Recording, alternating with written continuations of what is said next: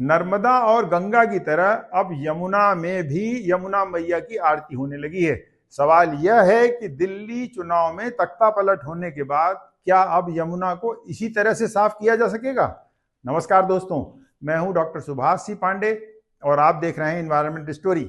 आज हम बात करेंगे एक ऐसी परंपरा की जो देखने में तो पवित्र लगती है, लेकिन असल में नदियों की सेहत के लिए जहर बन चुकी है, और वो है नदी के किनारे होने वाली आरती।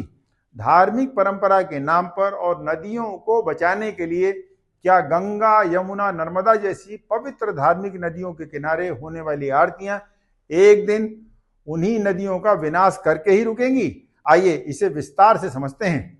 पहला सवाल, क्या हिंदू धर्म ग्रंथों में कहीं लिखा है कि नदी के किनारे इतनी जोर से घंटियां, शंख और मंजीरे बजाकर आरती करनी चाहिए? उत्तर है नहीं। किसी भी वेद, पुराण या धर्म ग्रंथ में ऐसा कोई उल्लेख नहीं मिलता कि नदियों की पूजा ध्वनि प्रदूषण के साथ की जाए, बल्कि उल्टे जल को जीवन का आधार माना गया है और उसका सम्मान करने का अर्थ है उसे स्वच्छ और प्राकृतिक रूप से बनाए रखना, न कि उसे शोर और गंदगी से भर देना। यजुर्वेद में कहा गया है, आप स्वच्छयन्तु नः, यानी जल हमें शुद्ध बनाए, हम जल को नहीं। तो फिर यह दिखावटी परंपरा क्यों? क्या धर्म के नाम पर नदियों को मारना सही है? अगला प्रश्न है, नदियों को साफ कौन रखता है? क्या हम और आप? इसका जवाब है नहीं, बिल्कुल नहीं।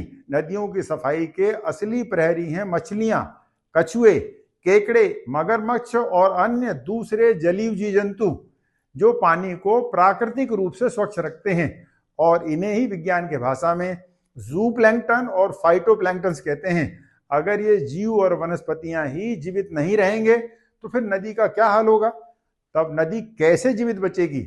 इसका उदाहरण है चीन की यांगजी नदी, जहां मछलियों और जलीय जीवों की कई प्रजातियां खत्म होने के बाद नदी गंदे नाले में कन्वर्ट हो चुकी, दलदल बन गई, और उसके आसपास भी अनेकों नदियां, अरे आपके आसपास भी तो अनेकों नदियां और तालाबों की दुर्दशा आपने खुद देखी होगी। रिसर्च स्टडीज के मुताबिक ये जलीय जीव जंतु और वनस्पतियां पानी में घुलित ऑक्सीजन का स्तर 4 मिलीग्राम प्रति लीटर से अधिक बनाए रखते हैं। अगर पानी में ऑक्सीजन की मात्रा 4 मिलीग्राम से कम हो जाए तो ये जीव जंतु मरने लगते हैं, और अगर ये जीव जंतु मर गए तो हमारी नदियों और तालाबों का पानी ऑक्सीजन रहित हो जाएगा, क्योंकि तब पूरी नदी ही धीरे धीरे सड़ने लगेगी।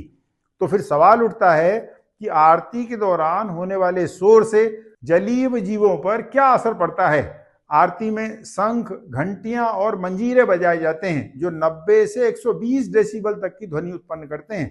मछलियां और अधिकतर जलीय जीव जंतु सिर्फ 50 से 80 डेसिबल तक की ध्वनि ही सहन कर सकते हैं। इससे अधिक की आवाज उनके लिए मृत्यु की घंटी साबित होती है। यही कारण है कि नॉइज पॉल्यूशन रूल्स 2000 के अनुसार नदी के किनारे 50 से 60 डेसिबल से अधिक की ध्वनि की तीव्रता नहीं होनी चाहिए।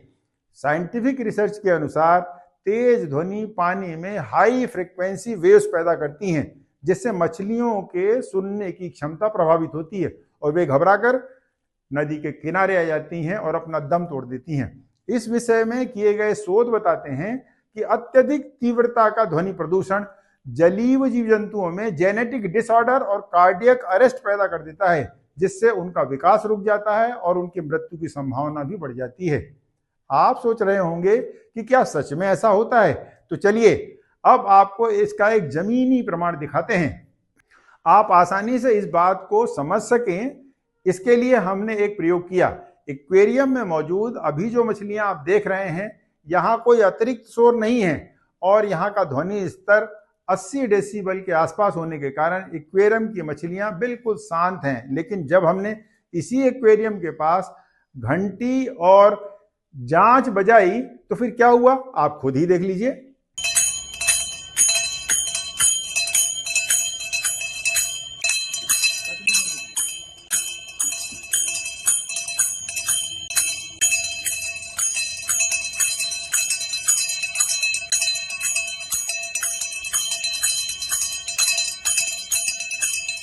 तो देखा आपने, बिना अतिरिक्त शोर शराबे के एक्वेरियम के अंदर मछली कितनी शांत है।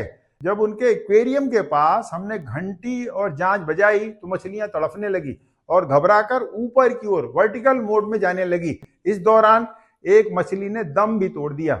ईश्वर हमें इसके लिए माफ करें, पर भगवान साक्षी है, यह सब हमने धर्म के नाम पर चल रहे उस परंपरा और पाखंड की सच्चाई बताने के लिए किया, जिसकी वजह से लाखों करोड़ों जलीय जीव जंतु रोज मर रहे हैं और नदियां भी खत्म हो रही हैं। हमारे इस ध्वनि प्रदूषण जैसे कुकृत्य के चलते एक मछली मर गई, शायद ईश्वर उसके लिए हमें माफ भी कर देगा, लेकिन जो रोज ही सुबह शाम नदियों के किनारे घंटा जांझ ये मंजीरे बजाकर हर दिन जीव जंतुओं की हत्या का पाप अपने सिर पर ले रहे हैं, क्या ईश्वर उन्हें कभी माफ करेगा?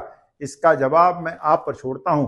अब बताइए, अगर एक्वेरियम में बंद मछलियां इस थोड़े से सोर्स से भी नहीं बच पा रही हैं, तो खुली नदियों में रहने वाली मछलियां विशाल ध्वनि प्रदूषण के चलते कैसे बचेंगी? क्या नदियों के किनारे होने वाली ये आरतियां आस्था के नाम पर नदियों की हत्या नहीं कर रही? और एक बार फिर वही बड़ा सवाल कि अगर मछलियां और जलीय जीव जंतु ही खत्म हो गए तो क्या नदी बच पाएगी? नहीं। अमेरिका में एक नदी थी, कोलोराडो रिवर डेल्टा, वहां पानी में रहने वाले जीव खत्म हो गए तो कुछ दशकों में नदी रेगिस्तान में बदल गई। आज वहां सिर्फ सूखी रेत बची है। अगर हमने अब भी समझदारी नहीं दिखाई तो गंगा, नर्मदा और यमुना का भी यही हाल होगा। फिर हम आरती किस चीज की करेंगे, गंदे नाले की या सूखी रेत की? अब फैसला आपके हाथ में है। क्या हम धर्म के नाम पर, परंपरा के नाम पर नदियों को मारते रहेंगे या फिर असली भक्ति दिखाएंगे और इन्हें बचाने के लिए कोई कदम भी उठाएंगे? अगर आप वास्तव में गंगा, नर्मदा और यमुना को बचाना चाहते हैं तो आरती नहीं, सफाई अभियान चलाइए। धर्म का असली अर्थ प्रकृति की रक्षा करना है, उसका विनाश करना नहीं। आपका क्या विचार है? नीचे कमेंट्स करके हमें जरूर बताइए और इस वीडियो को ज्यादा से ज्यादा लोगों तक शेयर करिए। अगर आपको हमारी यह रिपोर्ट सही लगी हो तो चैनल को सब्सक्राइब करें और जुड़े रहें एनवायरनमेंट स्टोरी के साथ। धन्यवाद। जय हिंद।